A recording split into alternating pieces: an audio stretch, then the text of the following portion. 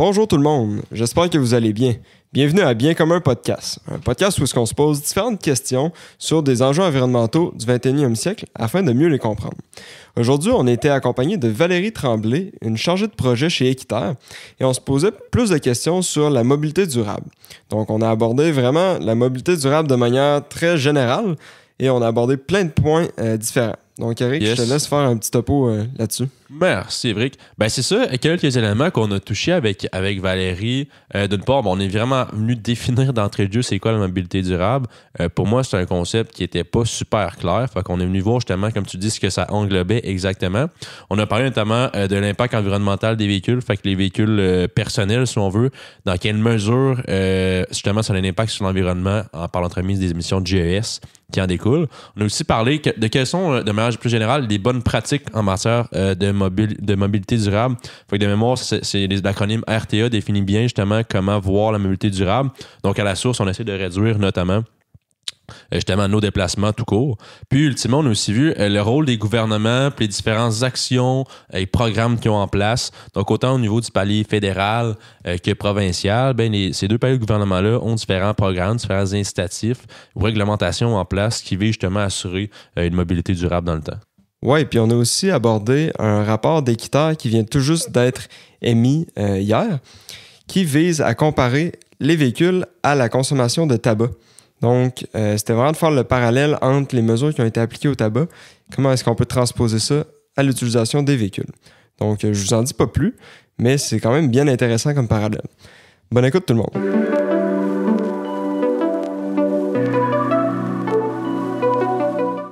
Donc, bonjour Valérie Tremblay. Bonjour. Bienvenue à Bien commun podcast. Aujourd'hui, on veut aborder le sujet de la mobilité durable.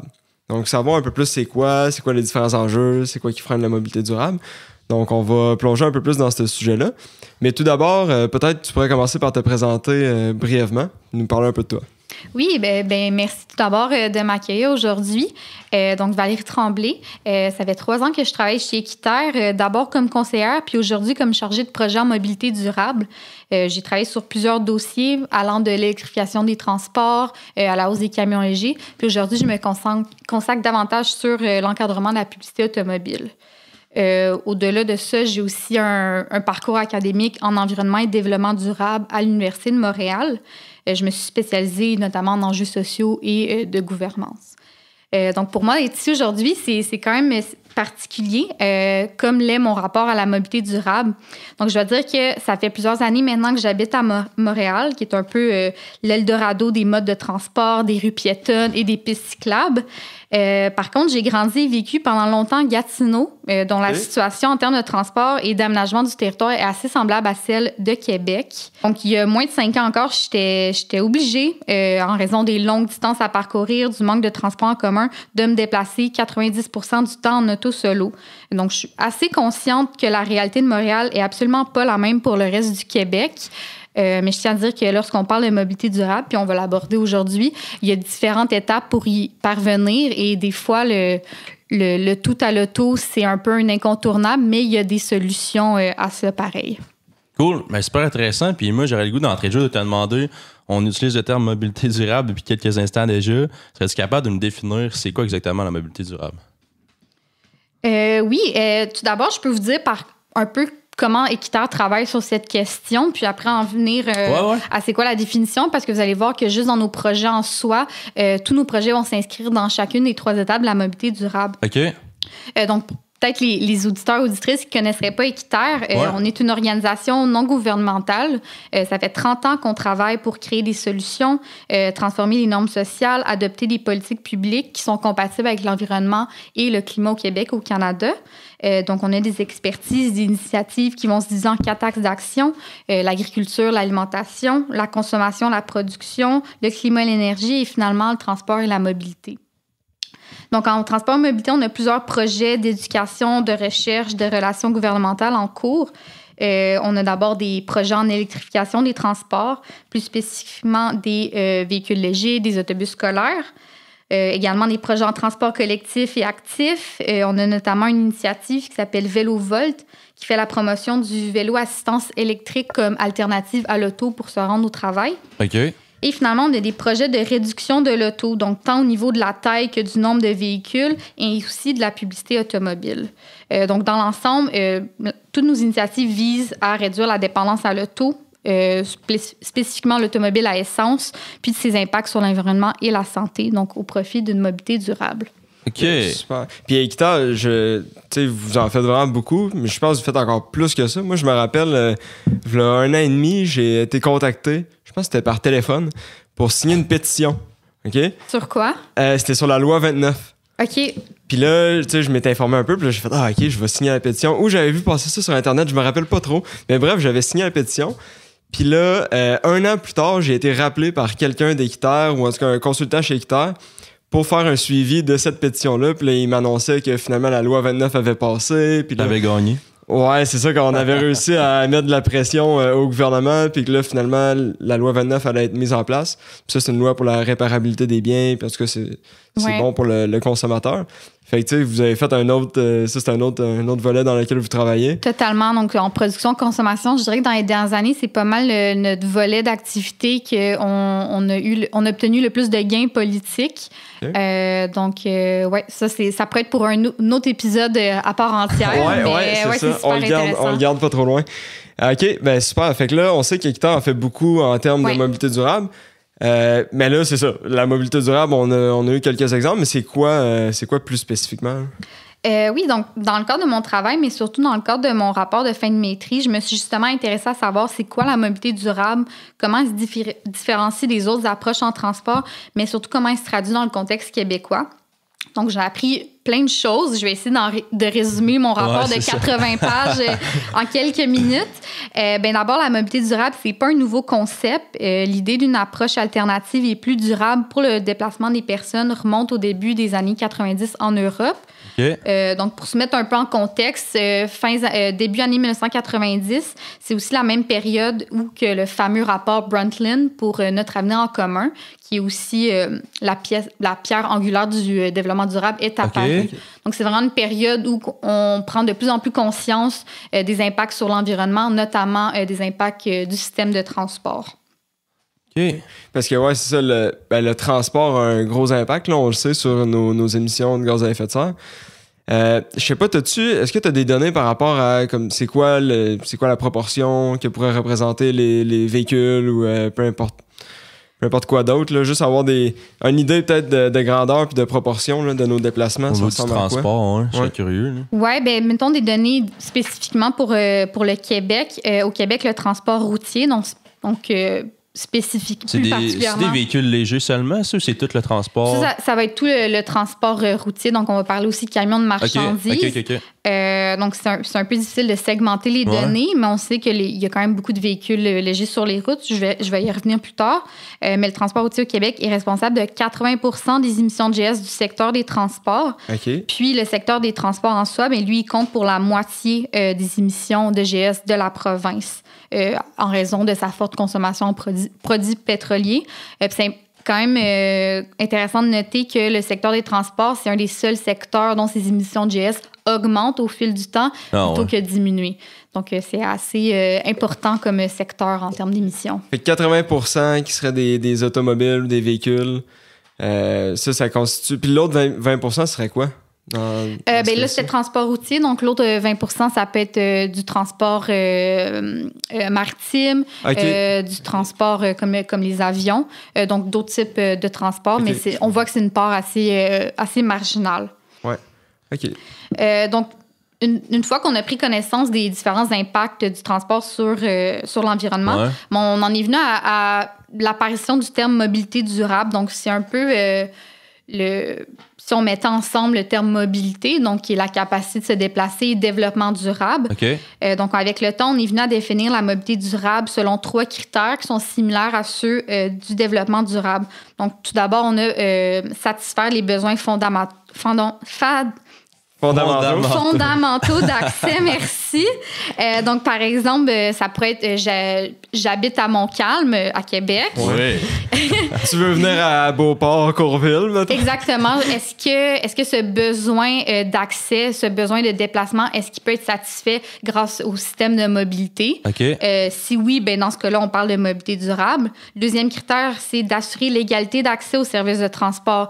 À l'inverse, si je pars de Beauport puis je veux me rendre à Montcalm, est-ce que j'ai le même accès aux services de transport que la personne qui habite à Montcalm? Okay. Souvent, c'est non pour les personnes qui habitent en région périurbaine ou rurale. Là, petite parenthèse, là, pour ceux qui se demandent pourquoi on parle de Montcalm puis de Beauport, là, ben oui, on est des amoureux de Beauport, c'est sûr, mais c'est aussi parce que Valérie était à Montcalm plus tôt aujourd'hui, puis nous, on est à Beauport. Donc là, elle a dû se déplacer au studio de Montcalm à Beauport, fait que c'est pour ça qu'on parle de ça. C'est ça, et étant gatinoise et maintenant montréalaise, j'ai très peu de références quant à la démographie de Québec, donc je me fie sur les 2 quartiers que j'ai visités aujourd'hui pour mes exemples aujourd'hui. C'est apprécié. Fait que donc, on a satisfaire les besoins fondamentaux d'accès, assurer l'égalité d'accès aux services de transport, puis finalement, ben, veiller à ce que les impacts de nos activités de transport ne menacent pas la durabilité environnementale. Okay. Donc, il y a 3 critères vraiment importants pour qu'on puisse qualifier un système de mobilité durable.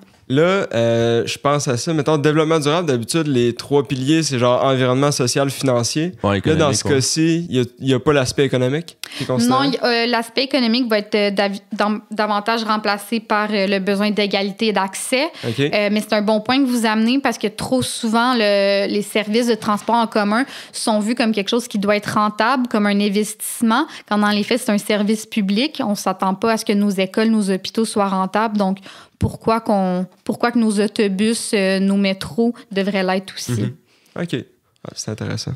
Puis, tu sais, quel genre d'approche qu'on peut prendre à l'égard de la mobilité durable? Est-ce que c'est de réduire? Est-ce que c'est de changer nos façons de se déplacer? Comment on peut voir ça, la mobilité durable, du point de vue citoyen? Justement, quelle approche on peut prendre? Oui. Ben c'est ça, l'approche de la mobilité durable va un peu se décliner en 3 grandes orientations, on pourrait dire. Donc, des orientations qui vont avoir des impacts assez importants sur la manière qu'on aménage le territoire et qu'on planifie les transports. C'est une approche qu'on appelle RTA. Donc, R pour réduire les besoins de déplacement, les distances à parcourir ou encore la place de l'automobile.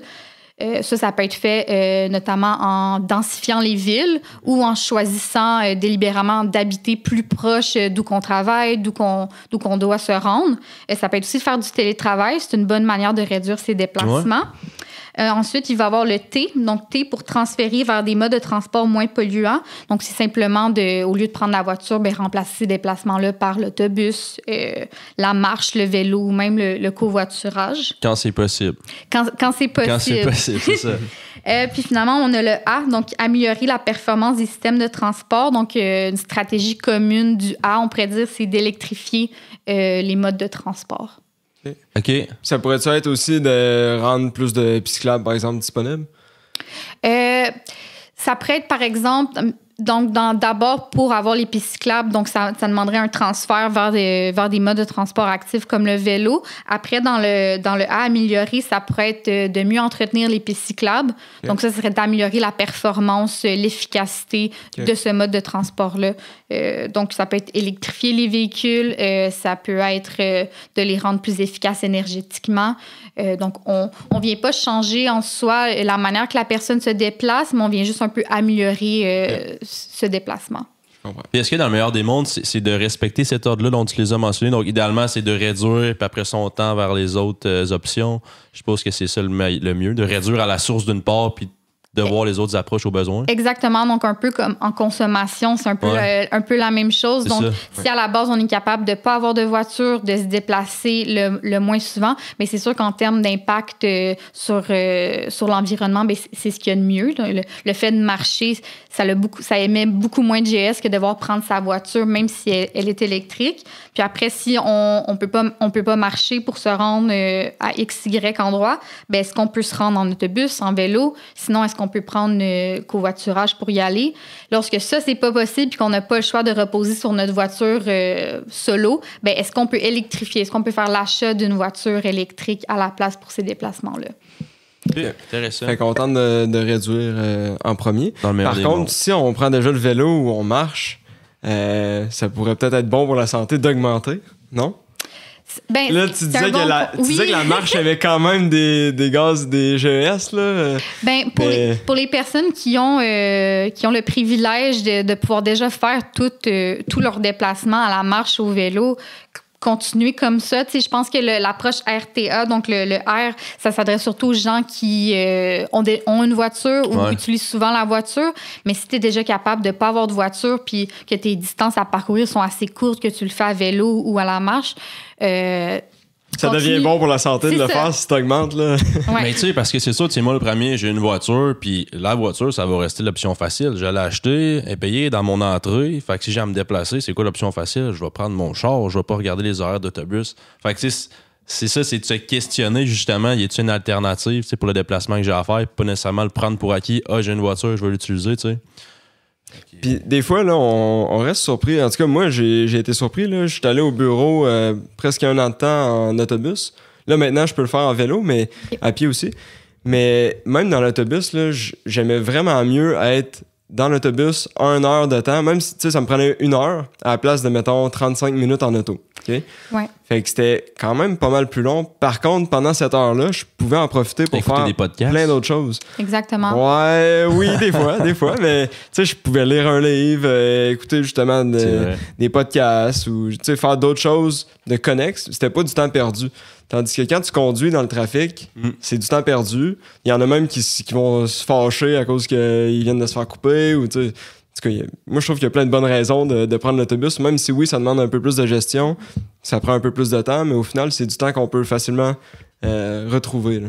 Non, c'est un super bon point. Puis justement, tu viens d'en parler un peu. La congestion routière, ça a beaucoup d'effets sur la santé, donc autant au niveau du stress que l'irritabilité. Puis la congestion routière, puis le temps perdu en voiture, c'est aussi de l'argent perdu pour les personnes qui doivent se déplacer. Donc, ça a quand même des impacts considérables de fait de prendre de sa voiture. Ouais. Puis, qu'est-ce qui freine un peu justement la mobilité durable au Québec? Bon, on le sait que c'est vers ça qu'il faut tendre, mais quels sont les freins à ce sujet-là? Il y en a plusieurs. Le premier, évidemment, c'est la hausse du parc automobile. Donc, en ce moment, le parc automobile, sa taille augmente et évolue vers des véhicules qui sont de plus en plus imposants, lourds et énergivores. Donc, un article qui est paru dans la presse hier encore, on apprenait qu'entre 2021 et 2022, le nombre de véhicules à essence avait baissé pour la première fois en 40 ans au Québec. Une bonne nouvelle. Par contre, depuis 2022, le nombre de véhicules à essence a augmenté à nouveau, puis maintenant, on se retrouve à 4,8 millions de véhicules. Okay. Donc, on voit qu'il y a quelques tendances, mais de manière générale, c'est une tendance vers le haut. Donc, le nombre de véhicules augmente. Mais la population aussi augmente. Donc là... C'est un bon point. Oui, la population augmente, mais moins vite que le nombre de véhicules. Okay. Depuis 1990, le nombre de véhicules personnels au Québec a augmenté de 57 %, ce qui est un taux de croissance 2 fois supérieur à celui de la population. Okay. Ça veut dire quoi, ce véhicule personnel? C'est le véhicule d'un particulier qui utilise pour ses déplacements? Exactement. Donc, pas des véhicules d'entreprise. OK. Donc, il y a ça, mais il y a également que le nombre de véhicules par ménage augmente, alors que la taille des ménages au Québec diminue. Ouais. Donc, un chiffre pour illustrer ça. Donc, on a la taille moyenne des ménages qui est passée de 2,9 personnes en 1981, donc ça fait longtemps, à 2,3 personnes en 2016. Puis pour ces mêmes années-là, le nombre moyen de véhicules par ménage est passé de 1,07 à 1,32 en 2016. OK. Donc, il reste beaucoup de travail à faire pour réduire le nombre de véhicules à essence au Québec. Puis là, avec les données que tu nous as données, nos émissions de gaz à effet de serre, il y en a la moitié à peu près qui sont attribuables au transport. Puis là, de ce 50 %-là, il y en a 80 % qui est attribuable à nos véhicules. Donc, on voit que les véhicules ont quand même un impact vraiment significatif là, sur nos émissions de gaz à effet de serre. Donc, j'imagine que c'est là-dessus qu'il faudrait agir en tant que citoyen si on veut diminuer nos émissions. Oui, en même temps, il y a d'autres facteurs en jeu c'est un peu un cercle vicieux. Donc, le fait qu'on a de plus en plus de véhicules, c'est pas seulement parce qu'on en veut plus, c'est aussi parce que notre territoire est aménagé d'une manière qui encourage le citoyen à faire l'achat d'un véhicule. Donc, on voit vraiment que depuis, si on peut remonter jusqu'aux années 1950, l'augmentation du nombre de véhicules au Québec a orienté historiquement l'aménagement du territoire vers une expansion du réseau routier et la restructuration des milieux de vie en périphérie des centres urbains. Donc, on s'est installé de plus en plus loin des centres urbains, notamment à cause de la croissance démographique, mais aussi parce qu'on avait le pouvoir de le faire. Donc, il n'y avait aucune politique d'aménagement du territoire ou d'urbanisme Puis on qui a nous de la l'empêchait. place. On a de la place au Québec, on va se le dire. Mais c'est ça le servicieux, tu sais, dans le fond.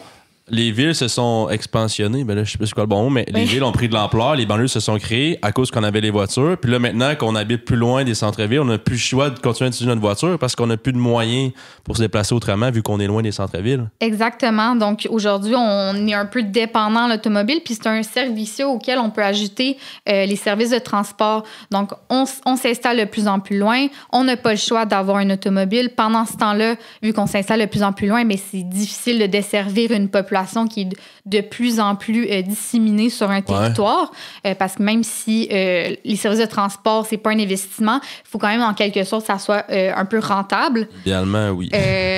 Donc, on voit vraiment que cet aménagement du territoire autour de l'automobile, mais c'est fait au détriment des services de transport. On n'a pas fait évoluer l'offre des transports en conséquence d'où on s'est installé. Puis aujourd'hui, ben c'est malheureux, mais c'est pas tout le monde qui peut satisfaire ses besoins de mobilité de base autrement qu'en véhicule. Ouais. Ce qui vient aussi discriminer une partie de la population qui n'a peut-être pas accès pour des raisons financières ou physiques à la conduite d'un véhicule. C'est particulièrement problématique dans des régions rurales et en banlieue, où que la population n'a pas le choix, en fait, d'être dépendante à l'automobile. Okay. Ouais. Fait que là, on le voit, tu sais, règle générale, les gens ont plus d'auto par personne, là, si on fait un ratio. Là. Donc, les gens utilisent plus l'auto qu'ils ne l'utilisaient avant. Oui. Donc, notre rapport à l'automobile continue à être quand même très, très fort. Là. On utilise encore beaucoup nos autos. Là, c'est ça, il y a l'électrification qui s'en vient tranquillement. Comment est-ce que ça évolue à ce niveau-là?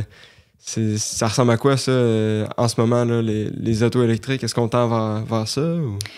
Ça, c'est un sujet qu'on pourrait discuter très longuement dans un autre épisode. Oui, c'est vrai. Mais en effet, ce qu'on voit en ce moment, c'est que oui, de plus en plus, les véhicules électriques occupent une part importante du marché, qui est quoi, à peu près encore 10 %, donc c'est assez marginal. Mm-hmm. Il y a des réglementations en place que je pourrais présenter plus tard qui aident vers cette transition. Mais il reste que même si on fait la transition vers les véhicules électriques, bien, il y a plusieurs enjeux que je pourrais expliquer qui sont liés à l'automobile qui ne seront pas réglés en électrifiant. Quand on parle d'accidents sur la route ou l'aménagement du territoire, justement, le fait de remplacer les véhicules qu'on a par des véhicules à électrique, si on continue d'en avoir toujours autant, puis toujours de plus en plus gros, bien, la plupart des enjeux qu'on a en ce moment vont demeurer. Donc, tu ne viens pas agir sur ton R, là, tu ne viens pas réduire, exactement. Tu transformes, mais c'est ça. Exactement. Donc, on est vraiment dans le A, on pourrait dire. On n'est pas dans le réduire et même le transférer. Donc, les chiffres présentement, c'est qu'à l'échelle du Québec, ben 80 de nos déplacements sont 80%? en auto. 80% de nos déplacements au Québec sont en auto solo. Okay. On va parler de 10% pour les transports collectifs, 7% pour le transport actif et 3% pour le covoiturage. Donc, c'est vraiment une tendance qui est partout, plus spécifiquement aussi en dehors des régions métropolitaines. Donc, en dehors de... Quand on parle de régions rurales ou périurbaines, bien, le transport collectif va représenter que 1% des déplacements. OK. Ah, ouais.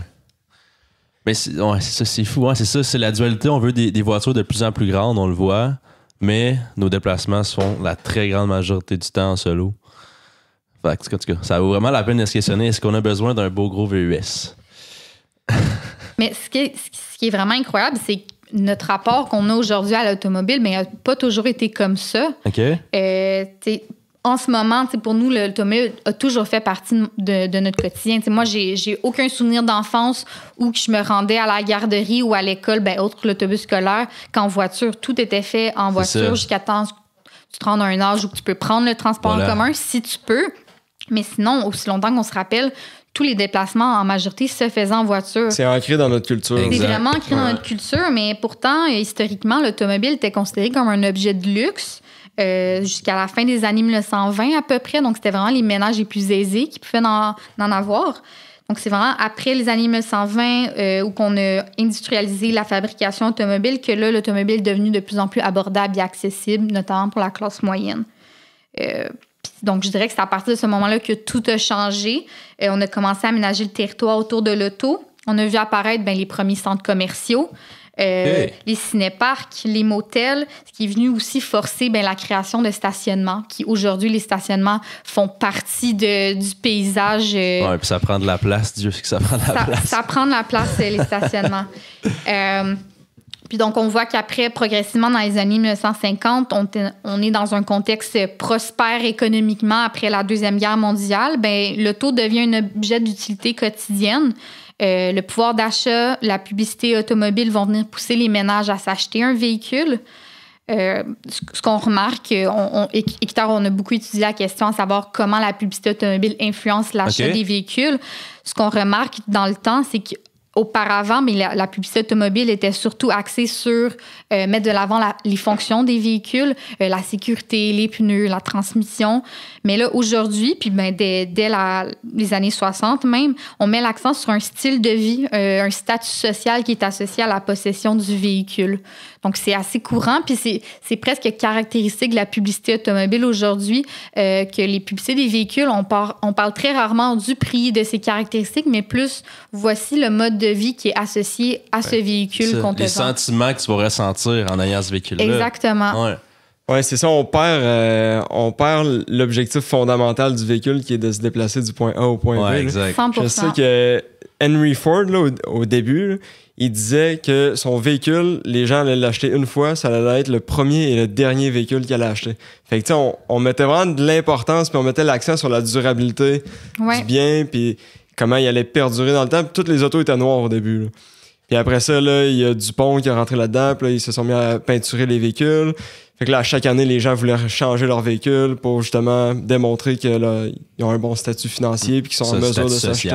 Ouais, c'est ça, le statut social, que là, tu peux t'acheter un nouveau véhicule à chaque année, puis t'as la couleur de l'année, puis Mais c'est ça, en tout cas, on tend vers peut-être une façon de voir les choses qui est peut-être pas la bonne, mais... moi, je suis le premier à me dire que si je veux un char, une auto, mettons, pour faire des expéditions du hors-route, je vais aller vers un Subaru parce que c'est ça les annonces. Si je veux, je sais pas, être un gars de construction, je m'achèterai un Ram parce que j'ai la publicité avec, je sais pas, Dan Bigra en tête, la voix grave, la voix rauque, le camion dans la boîte. Ça vient ensemble, c'est des sentiments. Moi, c'est ça que ça me résonne quand je pense à certains types de véhicules, là. Fait que, en tout cas, quand je pense à des publicités, ce que tu viens de dire, c'est vrai que ça résonne, puis j'ai plusieurs exemples en tête, là.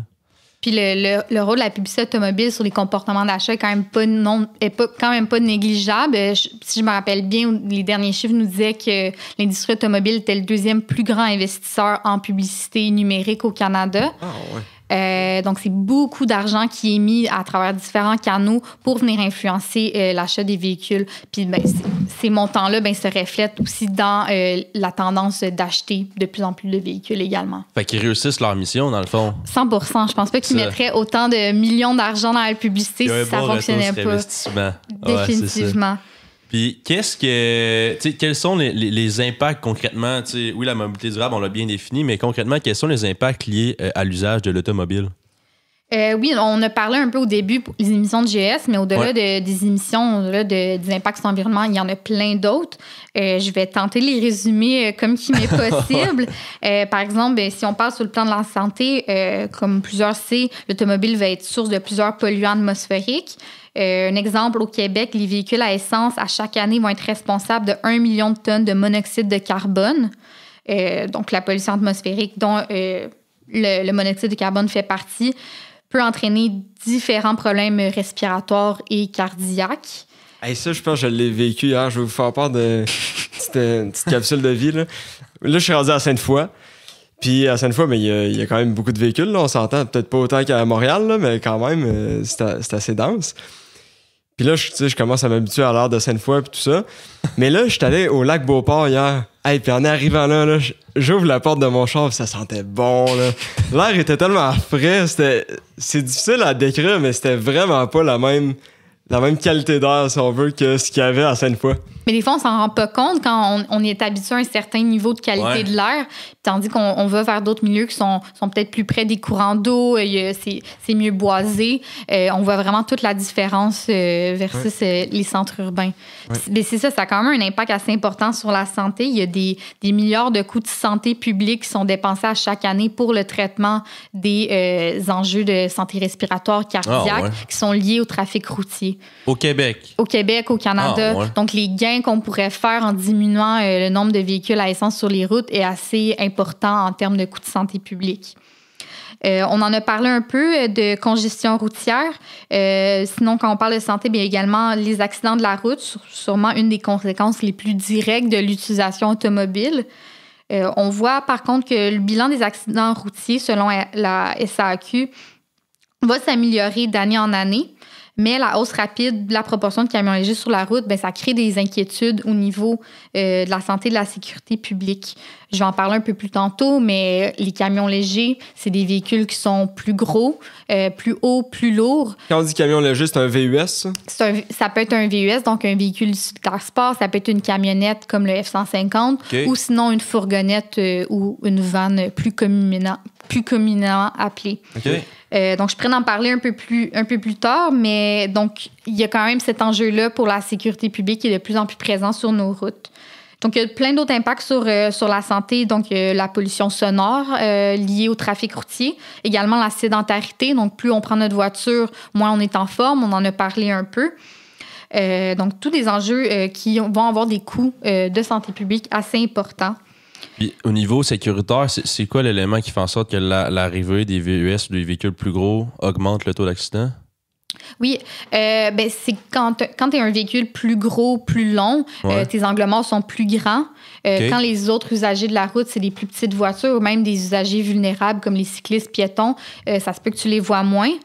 Puis lorsqu'il y a un impact, ben habituellement, le pare-choc d'un véhicule, par exemple d'une berline comme la Honda Civic, est assez bas. Donc, les blessures qui vont être infligées pour un piéton ou un cycliste vont être au niveau des jambes. C'est souvent le piéton va avoir un impact, il va rebondir. Mais lorsqu'on parle d'un F-150... Tu passes en dessous, là.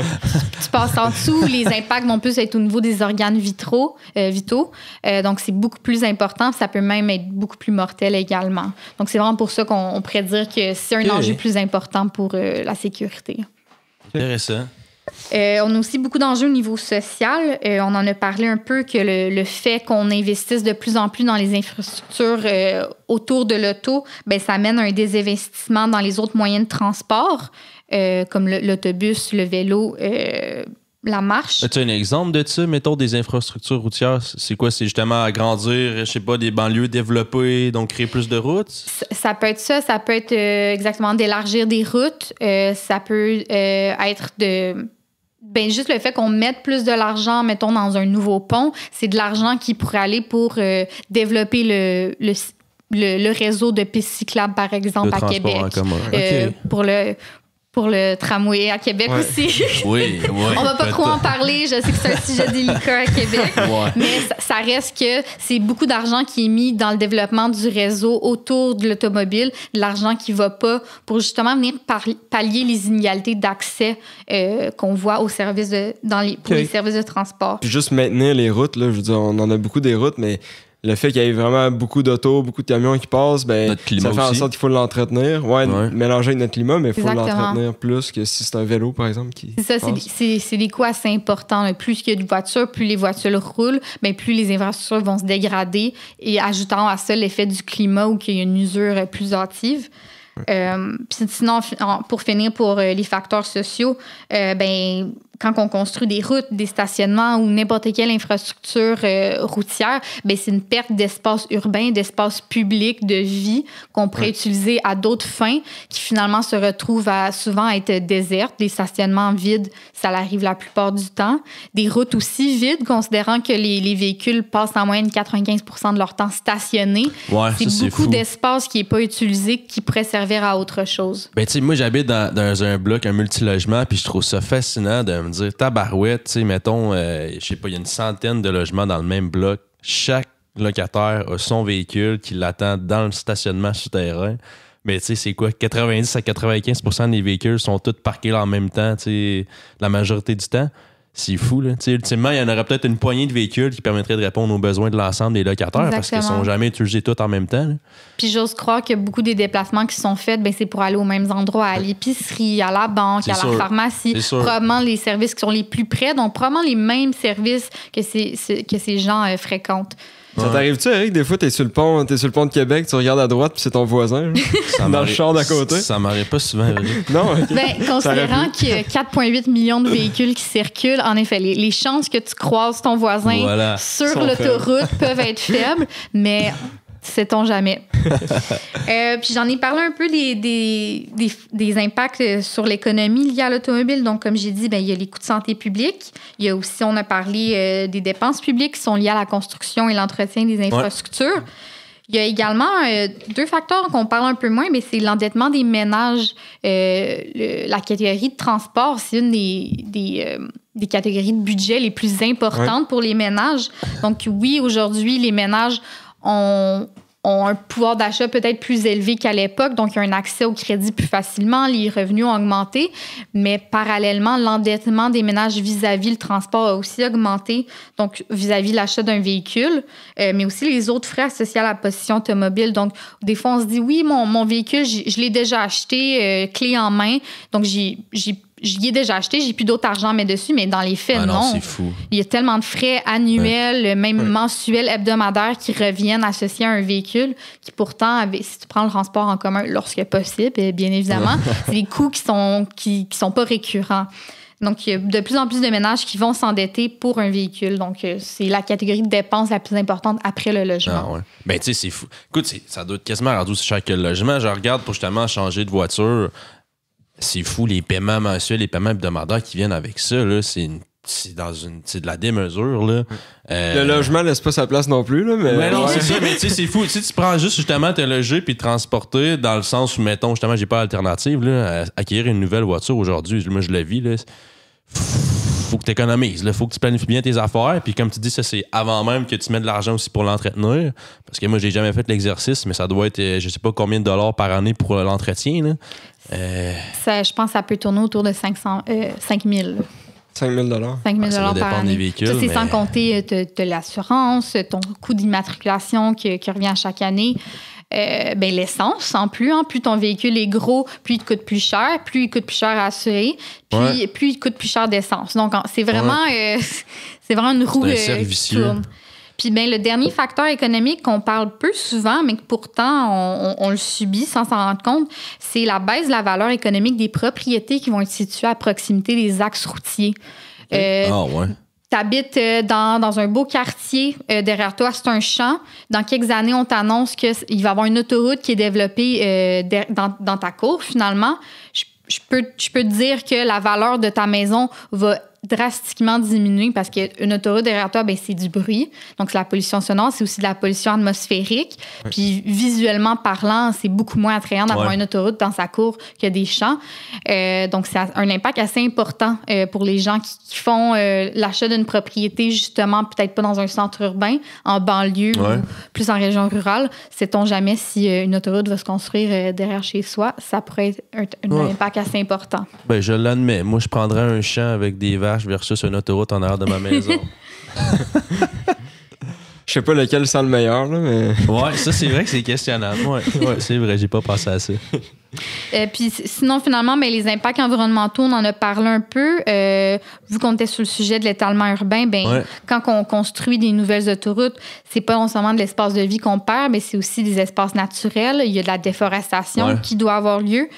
Il y a aussi un épuisement des ressources naturelles pour alimenter les véhicules qu'on conduit.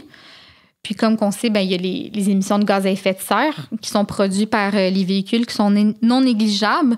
Puis certains pourraient croire que plus les technologies ont avancé, la technologie aussi.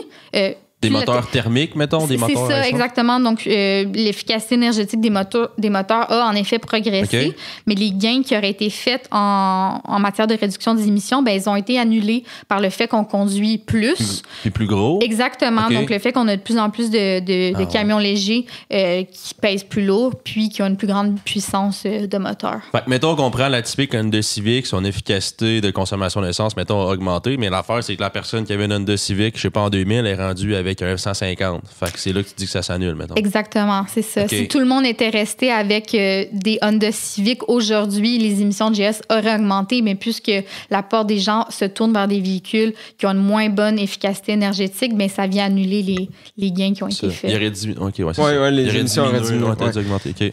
Puis là, ben, pendant qu'on en parle des VUS puis des plus gros véhicules, il me semble qu'Équiterre a fait une campagne à propos de ça. C'est-tu pas de VUS pour moi? Oui, exactement. Donc, ça s'appelle Pas de VUS pour moi ou aussi Évaluer vos vrais besoins. Donc, c'est une campagne qui s'adresse au public québécois pour venir sensibiliser aux effets, aux impacts des camions légers sur la santé, les finances, l'environnement. Puis donc, on en a parlé un peu. Donc, camion léger, c'est vraiment un terme utilisé pour contenir les camionnettes, les fourgonnettes, vannes, les véhicules utilitaires sport. Puis la raison pourquoi on s'intéresse particulièrement aux camions légers, c'est parce que c'est vraiment la catégorie de véhicules qui a le plus augmenté, et ça partout à travers le Canada, pas seulement au Québec. On note qu'entre 90 et 2021, les ventes de camions légers ont augmenté de 280% au Canada. Pendant la même période, les ventes des voitures, donc les voitures berlines, les compacts comme le Honda Civic, ont augmenté de 10%. Donc, on voit que les gens se tournent systématiquement vers les camions légers. Puis, ben, ce qu'on voit, c'est que les camions légers, particulièrement les VUS, ben, ils aggravent plusieurs des enjeux qui sont liés à l'usage automobile. Donc, tous les enjeux que j'ai nommés, ben, ils sont exacerbés, ils sont aggravés par la présence des camions légers. Un exemple de ça, bien, sur le plan environnemental, un VUS va produire en moyenne 20% plus de GES qu'une voiture. À cause de sa consommation d'essence plus élevée. Exactement, et vu qu'il est plus gros également. Exactement, donc il consomme en moyenne aussi 20% plus d'essence. Quand on parle d'endettement des ménages, bien, un VUS va coûter jusqu'à 10 000 $ de plus à l'achat qu'une voiture, puis 4 000 $ de plus par année en entretien. Puis on en a parlé un peu, mais aussi, c'est ça, comme je disais, au niveau de la sécurité, bien, les collisions qui sont provoquées par un camion léger vont être plus nombreuses, vont être plus mortelles. Parce que c'est ça, parce que moi, le premier, si je conduis un gros véhicule versus un petit véhicule, moi, le conducteur, je vais me sentir plus en sécurité. Mais l'enjeu de ce que tu as là, c'est ça, c'est que oui, la personne à bord du gros véhicule est en sécurité, mais c'est les personnes qui l'entourent qui vont l'être moins. Absolument. Donc, dans les faits, c'est vrai que quand on conduit un VUS, nous, le conducteur, les passagers, même à l'intérieur du véhicule, on est davantage en sécurité, mais c'est pas le cas pour toutes les autres personnes qui se retrouvent sur le réseau routier. Puis ça, c'est un enjeu qui est à peine discuté dans les publicités automobiles, parce qu'on met souvent de l'avant la sécurité du conducteur dans les publicités. Mais qu'est-ce qu'il y en est pour les autres gens autour de nous? Puis donc, bonne remarque, ça, Eric. Puis, parlant de publicité, ce qu'on remarque, c'est que la hausse de la demande pour les camions légers est notamment due à sa grande publicité. 80% des publicités automobiles font la promotion de camions légers, particulièrement des VUS. C'est pas anodin. Les fabricants automobiles investissent beaucoup dans la publicité parce qu'ils génèrent de plus grandes marges de profit sur les camions légers que des plus petites voitures ou des véhicules électriques. C'est ça, j'avais déjà entendu ça. Es-tu capable de nous expliquer pourquoi, justement, c'est plus rentable pour un constructeur, les VUS versus un véhicule conventionnel? VUS, c'est que dans la plupart des cas, je suis pas une experte de la carrosserie des véhicules, mais en fait, c'est que souvent, le VUS, la carrosserie va être bâtie sur un châssis fait pour les voitures. Donc, dans les faits, le véhicule est souvent pas si peu, n'est pas tant plus élevé qu'une berline. C'est vraiment tout le reste qui va être gonflé, on pourrait dire. Donc, la plupart des pièces vont être le même coût qu'une voiture, mais le reste va être plus gros. Puis donc, pour le fabricant, ça ne coûte pas si plus cher à fabriquer. Mais au niveau du prix, un VUS a un prix beaucoup plus élevé. Puis ça, c'est même dans l'imaginaire des gens, on s'attend à payer plus pour un VUS qu'une berline. Intéressant. Excuse-moi si j'allais dire, ça explique aussi pourquoi on voit de moins en moins de petits modèles sur le marché. Ben, c'est ça. C'est parce que l'offre aussi, là, tu sais, je sais pas, moi, Nissan Micra, je pense que ça se fait plus, là, tu sais, des petits véhicules, justement, de par le fait que, comme tu te dis, sûrement c'est moins rentable, ben, les constructeurs ont juste cessé d'en produire. Fait que l'offre est beaucoup moindre, là, pour le consommateur. Puis on voit la même tendance se dessiner du côté des véhicules électriques où les Bolt EV sont plus produits non plus, là. Okay. Puis là, tu sais, on voit qu'il y a plusieurs enjeux. Est-ce que le gouvernement fait quelque chose pour essayer de contrer ce problème-là ou agir à ce niveau-là? Le gouvernement fait ce qu'il peut, je crois. Est-ce qu'il pourrait en faire plus définitivement? Je pourrais en dire plus à ce sujet-là parce que c'est ça, j'ai parlé que la publicité est un facteur qui contribue à la demande. Il y a aussi des facteurs politiques. Présentement, ce qu'on voit, c'est que les normes de gaz à émissions les gaz d'effet de serre sont sont moins contraignants pour les camions légers que pour les voitures. Donc, c'est des normes qui ont été mises en place pour tous les véhicules vendus. Donc, c'est une norme qui a été mise en place au Canada, au Québec, pour pousser les constructeurs à fabriquer des modèles à plus faible émission. Mais pourquoi il y a des normes plus basses pour les camions légers? C'est qu'historiquement, les camions légers servaient à des fins commerciales. Donc, on ne voulait pas nuire à la compétitivité des entreprises en mettant des normes plus contraignantes. Mais on s'entend qu'aujourd'hui, la plupart des camions légers, les VUS, servent pas pour le transport de marchandises. Ça a vraiment des fins personnelles. Donc, il y a ça qui est en place. Donc, comme je disais, autant au Québec qu'au Canada, on a depuis longtemps, donc en 1980, des normes de consommation de carburant. Donc, c'est un peu des objectifs de consommation moyenne pour les véhicules vendus pour inciter, une fois de plus, les constructeurs à fabriquer des véhicules avec une plus grande efficacité énergétique. Puis, plus récemment, dans les dernières années, on a la norme sur la vente des véhicules zéro émission, donc VZE. VZE, oui. Exactement. Donc, on en a une au Québec, une au Canada. Donc, dans les deux cas, c'est une norme qui exige que les constructeurs automobiles amassent un certain nombre de crédits en vendant des véhicules zéro émission sur le marché, en échange de quoi ils reçoivent des crédits. Puis, chaque année, les crédits exigés par le gouvernement vont augmenter jusqu'à ce qu'on se rende en 2035 où 100% des véhicules qui sont mis en vente par les constructeurs doivent être électriques. Donc, c'est pour ça qu'on dit que la vente des véhicules à essence ou diesel va être interdite en 2035. C'est parce que les constructeurs n'ont pas le choix de seulement vendre des véhicules électriques. Ça me semble efficace comme... C'est efficace à plus à long terme, je dirais. 2035, c'est quand même dans 11 ans. Ouais. L'enjeu pour nous, c'est que entre-temps, il n'y a pas de réelles mesures qui visent à décourager l'achat de véhicules polluants. Puis ça, c'est évident. Ça fait déjà quelques années qu'au Québec, la norme VZE, l'interdiction de vente, a été annoncée. Puis malgré ça, comme qu'on voit avec les chiffres de l'article de la presse, le nombre de véhicules à essence, spécifiquement de camions légers, continue d'augmenter. Donc, la population sait que ça s'en vient, mais il n'y a aucune mesure qui vient les dissuader d'en faire l'achat. Donc, on continue d'acheter des véhicules à essence. Les émissions de GS continuent d'augmenter. Puis, en même temps, l'industrie automobile continue d'investir massivement dans la publicité. Donc, même si la vente des véhicules à essence va être interdite en 2035, ce qui est bien, il n'y a rien qui est fait entre-temps pour stopper leur achat. Les véhicules à essence vont continuer de rouler sur nos routes bien après 2035, puis on va continuer à subir leur impact aussi. Ouais. C'est tard un peu comme action. On pourrait en faire plus en ce moment. Exactement. Donc, c'est bien d'avoir une interdiction de vente, mais d'ici là, il y a d'autres mesures qui doivent être mises en place. Puis, je déroge un petit peu peut-être du rôle du Québec là-dedans, mais moi, j'ai deux questions qui me sont venues, là, deux cas vraiment terre à terre, je te dirais, là. Moi, mettons, je sais pas, j'ai un sac de golf et une poche de hockey à transporter. Ouais. Puis aussi, j'ai une de mes collègues au travail qui lui aussi regarde pour changer de voiture. Puis quand même, moi, j'ai hâte d'avoir un VUS, un camion. Tu sais, moi, l'hiver, je serais pas pogné dans la neige. C'est quoi que tu me dirais, à moi, pour ma poche de hockey et mon sac de golf, puis à ma collègue qui veut pas être restée pognée dans la neige? On a-tu vraiment besoin d'un VUS? Ma première question, ça serait concernant la poche de golf ou de hockey ou les enfants amenés au soccer. C'est à quelle fréquence tu as besoin de te rendre là puis de la transporter? Okay. Est-ce que si c'est vraiment si peu de fois, est-ce que ça serait... ça serait possible de louer un plus gros véhicule pour répondre à tes besoins ponctuels. OK. Ça peut être louer un véhicule comme une auto, ça peut être vraiment de passer par des entreprises de location. Sinon, est-ce que tu vas avec d'autres gens au golf, au hockey? Si oui, est-ce qu'il y a moyen de faire du covoiturage? Mais sinon, dans les faits, comme je disais, la plupart des VUS sont construits sur une base d'automobiles, de voitures. Est-ce que vraiment tu as testé des voitures plus petites? Est-ce que vraiment il n'y en a aucune qui permette de rentrer un sac de golf, une poche de hockey, le stock des enfants? Je te confirme, j'ai une Hyundai Accent, puis ma poche de hockey rentre dedans, puis le sac de golf aussi. Bon, merci de... Tu mets ça dans le char, ça pue même trop. Attache ça sur le toit. La mienne, elle sent bon. Bon, on démystifie certaines oui, perceptions. Tout à fait, là, j'étais curieux de t'entendre là-dessus. Puis mais aussi, pour revenir à la neige, là, c'est vrai que peut-être on reste un peu plus pris avec nos petits autos dans la neige, mais en même temps, la neige est là depuis toujours là, au Québec. Là. Je veux dire, il n'y a pas moins de neige ou plus de neige qu'avant. Je pense que c'est peut-être notre manière de conduire qui...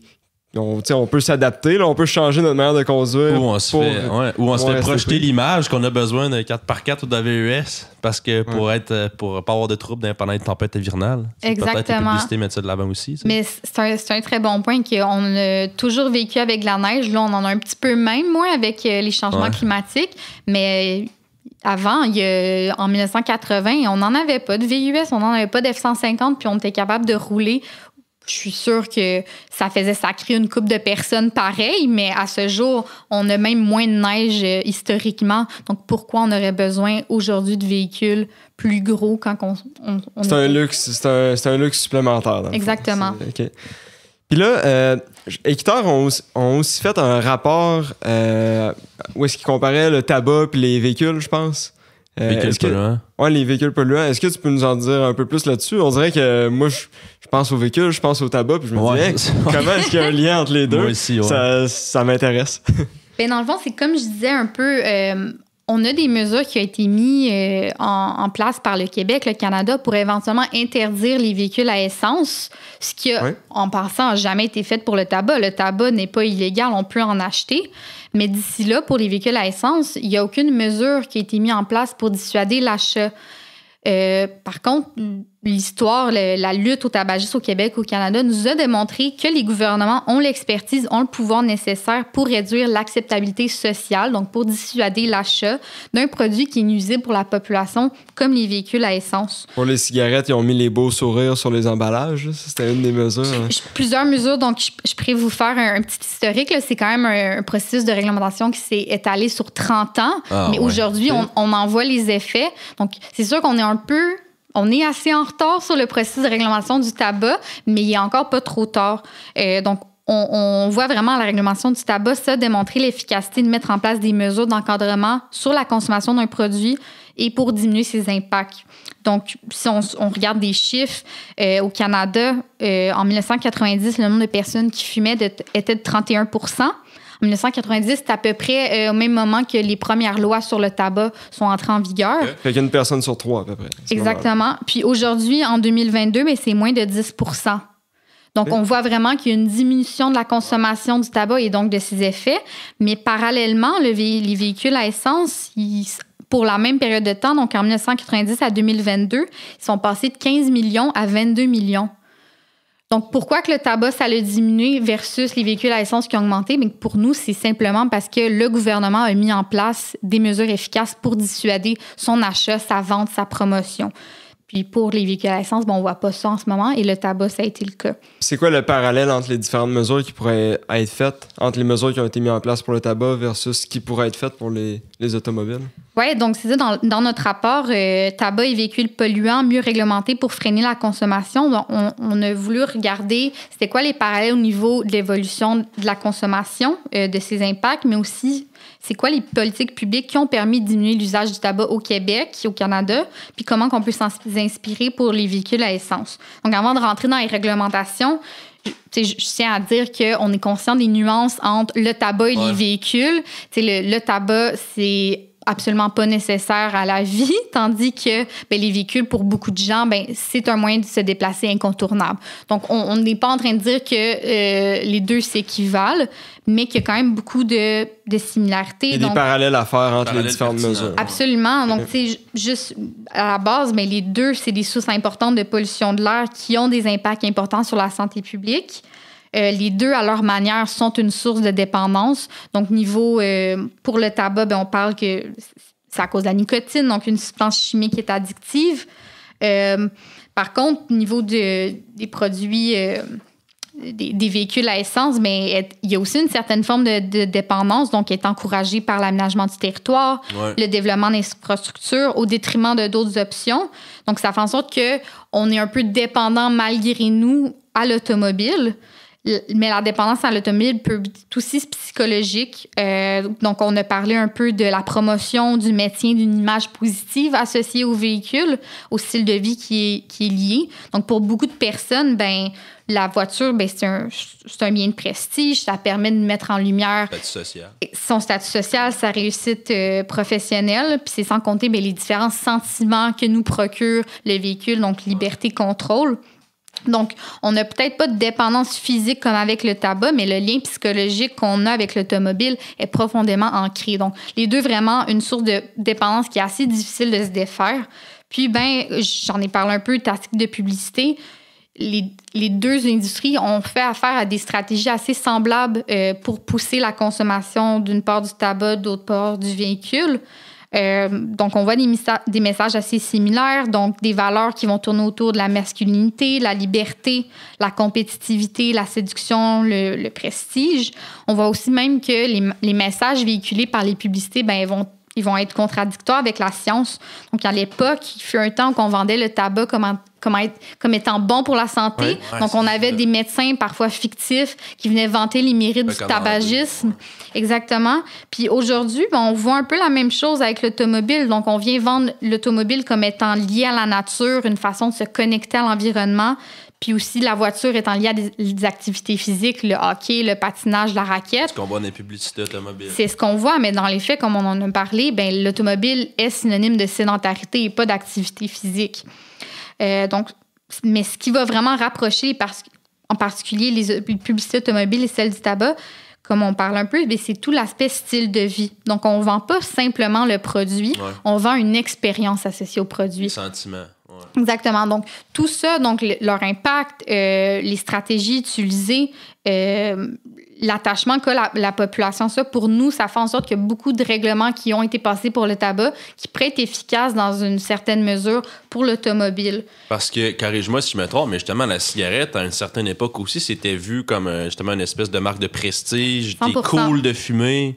C'est valorisé, là, un peu comme l'automobile en ce moment. Exactement. Donc, c'est pour ça qu'on aime dire qu'on est presque 15 ans en retard sur la réglementation du tabac. Donc, les perceptions du tabac à ce jour sont très différentes qu'il était à l'époque, tandis que l'automobile, c'est encore vu comme étant cool. Peut-être que dans 10 ans, on va réaliser que c'est absolument pas cool d'avoir un véhicule, mais pour se rendre là, il faut des mesures similaires à ce qui a été fait pour le tabac.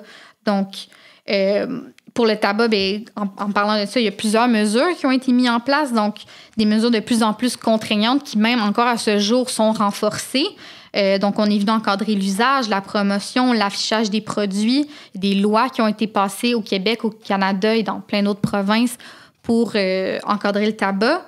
Il y a des mises en garde super visibles sur les paquets. Même l'année passée encore, on annonçait une nouvelle mesure. C'est des avertissements sur chaque cigarette individuelle.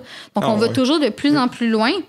On interdit les commandites d'événements par l'industrie du tabac, ce qui est encore en vigueur pour l'industrie automobile. C'est assez fréquent d'avoir des festivals de musique culturels qui sont commandités par l'industrie automobile. On a restreint les lieux d'usage où on pouvait fumer la cigarette. Est-ce qu'on préfère la même chose pour l'automobile, donc restreindre les zones où on peut utiliser l'auto? Un peu comme des rues piétonnes dans les villes. Ça peut être des rues piétonnes. On voit beaucoup dans certains pays européens des zones, des low emission zones. Donc, des endroits où que seulement les véhicules électriques peuvent circuler, ou si c'est pas un véhicule électrique, il faut payer un certain frais pour circuler. On a interdit les publicités pour le tabac. Ça fait quelques années déjà de ça. Tandis que, comme on en parlait, les publicités automobiles sont assez encore très courantes. Puis, on a augmenté les taxes progressivement d'année en année sur le tabac. Pour les véhicules, le taux sur la taxe d'essence, pour le fédéral, ça fait plus de 15 ans non, en fait, pour le fédéral, ça date depuis 1995 que le taux est encore le même. C'est le même taux. Au Québec, ça date depuis 2013. Donc, on augmente à chaque année les taxes sur le tabac, mais pas sur celles sur l'essence, qui pourraient pourtant nous aider à dissuader l'achat. Donc, c'est différentes mesures qui pourraient être mises en place pour le véhicule en s'inspirant du tabac. Donc, on espère, notamment avec le rapport, que ça va permettre on va proposer des recommandations, bien évidemment, au gouvernement en s'inspirant de ça. On espère mettre en place des mesures d'ici la date 2035 pour dissuader l'achat de véhicules à essence. Il y a aussi, là, je pense à Robert Bourassa, une autoroute à Québec. C'est une autoroute de 3 voies, je pense, 3 ou 4 voies. Puis, il y a souvent du trafic le matin et le soir, mais il y a une voie pour les autobus. Par contre, les véhicules électriques peuvent aussi emprunter cette voie-là. Et ceux qui font du covoiturage aussi. Ouais. Donc, ça l'encourage, en tout cas, ça peut encourager des gens justement à faire la transition vers des moyens de transport qui sont plus durables en ayant des incitatifs comme ça. Oui, exactement. Fait qu'il y a certaines choses qui sont faites, mais clairement, on pourrait en faire plus. Ouais. Mais tu sais, je trouve ça intéressant. Tu sais, c'est pas nécessairement d'empêcher les gens de faire X choix, c'est de les amener tranquillement à faire un meilleur choix. Tu sais, il y a personne qui t'allait prendre le paquet de cigarettes d'un poche de quelqu'un qui l'a enlevé. C'est tranquillement, tu rends peut-être l'accès un petit peu plus difficile, tu mets de l'avant les impacts, puis tu sais, ses habitudes vont changer en fonction de ça. Fait que je trouve ça quand même intéressant. Mais tu sais, ce que je vois différent avec le tabac, puis tu me dis ton point de vue, mais tu sais, mettons, le tabac, c'est comme un peu. Ben là, moi, je le vois comme un luxe parce que j'en ai pas besoin dans ma vie de tous les jours, versus les véhicules, je n'ai besoin. Qu'est-ce que tu aurais à dire sur cette espèce de différence-là, tu sais? J'ai pas besoin de fumer, mais mon véhicule, je n'ai besoin pour aller au travail. Bien, c'est pour ça, on pense qu'il y a certaines mesures, c'est sûr qu'elles devront prendre en compte certains enjeux au niveau de l'équité, aussi au niveau les personnes se situent où, est-ce qu'elles ont accès à d'autres options, est-ce qu'elles ont un niveau de revenu adéquat qui leur permette de payer plus de frais sur leur immatriculation. C'est sûr que toutes les mesures comme ça viendrait définitivement dans un deuxième temps. Pour nous, dans un premier temps, c'est d'encadrer la publicité automobile. C'est une mesure qui a peu d'impact sur le consommateur, à première vue, mais dans les faits, on vient vraiment influencer ses comportements d'achat parce que c'est près de 50% des nouveaux acheteurs de véhicules qui se disent influencés par la publicité. Puis c'est aussi une mesure qu'on a sondée dans le cadre d'un sondage léger au Québec, que 80% des répondants se disaient favorables à un meilleur encadrement de la publicité. Donc, c'est déjà une première étape. Progressivement, la publicité automobile pourrait être interdite comme qui a été faite pour le tabac. Donc, on a commencé par la télé, la radio, puis les médias imprimés. Pour nous, ça pourrait être de commencer par interdire la publicité automobile dans des endroits stratégiques comme les stations d'autobus ou sur les autobus. Donc, pour nous, la mission du transport en commun va à l'encontre de la promotion du véhicule. Donc, ça pourrait... c'est vraiment un processus graduel. Donc, on ne parle pas de tout mettre en œuvre dès aujourd'hui.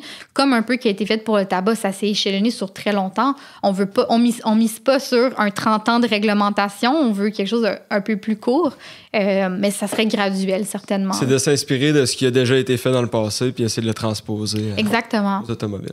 OK. Je pense que ça faisait le tour de nos questions. Merci beaucoup, Valérie. Bien, merci.